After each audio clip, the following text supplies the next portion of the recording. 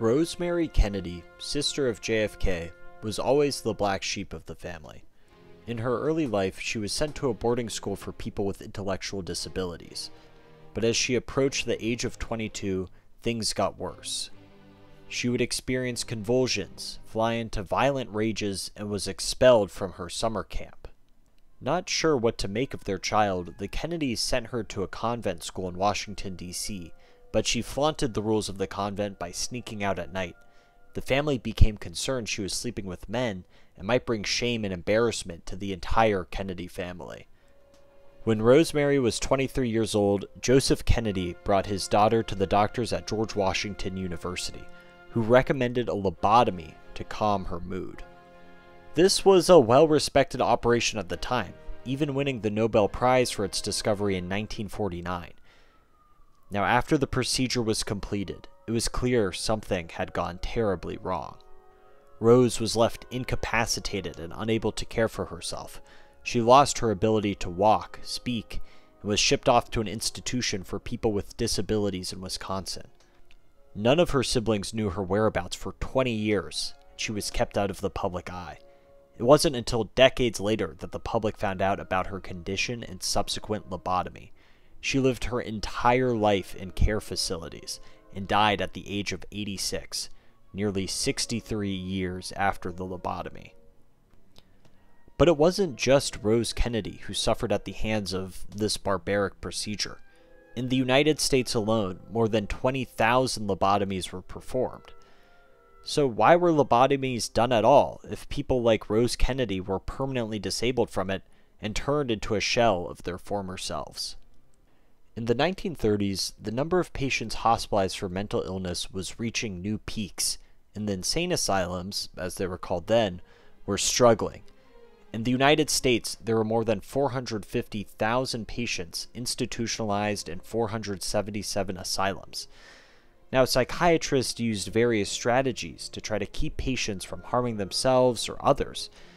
These strategies included straitjackets, sleep therapy, electric shock therapy, because at this time, the psychiatrists really didn't have any drugs to control their symptoms. Antipsychotics had not been discovered yet.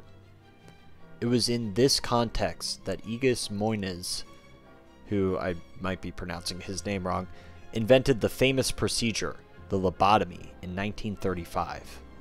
The procedure was indicated for patients with major depressive disease with suicidal ideation, OCD, schizophrenia, or any form of psychosis. At the time, the media and general public hailed the lobotomy as a miracle, calling it a wonderful relief, or transforming wild animals into gentle creatures, or a nervous wreck restored to normal life.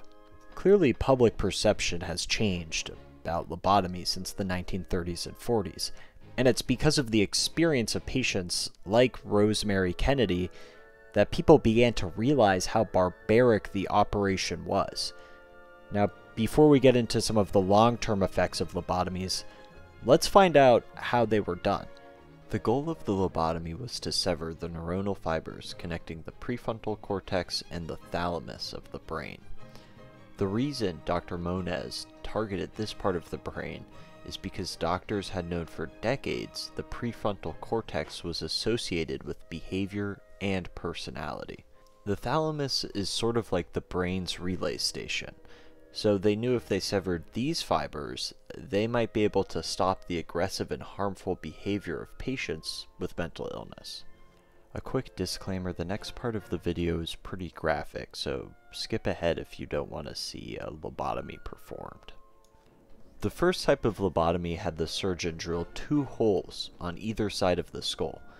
The patient was not under general anesthesia, but only got local anesthetic. Then, the surgeon would penetrate directly through the brain from one opening to another. The other form of the lobotomy, and the one used more frequently, was the frontal lobotomy, which many people called the ice pick lobotomy. So called because the instrument looked like an ice pick. The surgeon would lift the eyelid and place the pick under the eyelid against the top of the eye socket. Then they would use a small mallet to drive the pick through the thin layer of bone and 5 centimeters into the brain. The instrument was then rotated around until all the fibers were severed.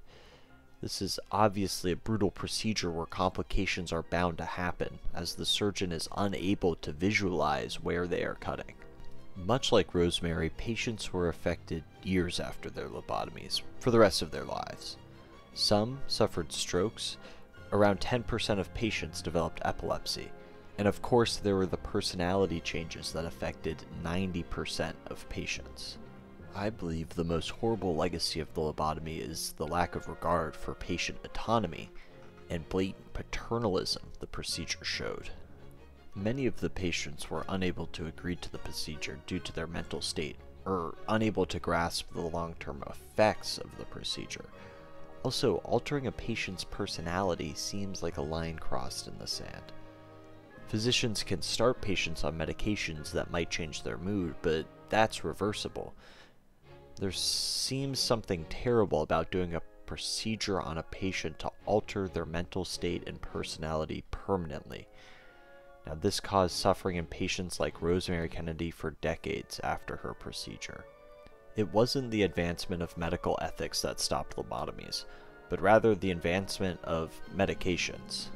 The invention of Thorazine, the first antipsychotic, replaced lobotomy as the mainstay of treatment for patients with psychosis, schizophrenia, or bipolar disease. This drug effectively helped stop the overcrowding of psychiatric hospitals and offered the first hope to patients through medication. Unfortunately, it was too late for thousands of patients who suffered after their lobotomies. In hindsight, it's clear lobotomies were bad. I think both from a medical and ethical standpoint, we can all agree on that. Reading about Rosemary made me sick to think about what the procedure did to her. But I also have to remember these physicians cared and worried for their patients.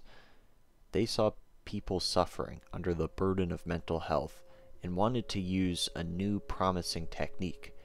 They were trying to do right by their patients, but were misguided in their actions with terrible consequences. I say all of this to make sure we aren't blinded by hindsight. That there are things we do today in hospitals I'm sure people 100 years from now will say, that was barbaric. But we have to learn from the mistakes of the past. We have to learn to respect patient autonomy and not be blinded to the pitfalls of a new promising therapy. In this way, we can avoid harming patients like what happened with Rosemary. Thank you so much for watching. I really enjoyed making this video, and please comment what topics you'd like me to cover.